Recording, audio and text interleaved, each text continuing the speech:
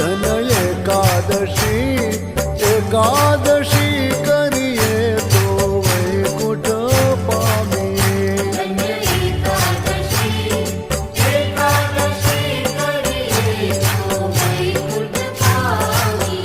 હારે એકાદશી એકાદશી કરીએ તો વૈકુંઠ પામીએ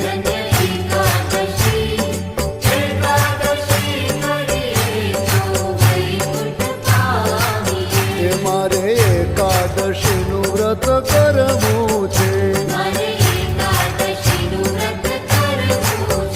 મારે ધ્યાન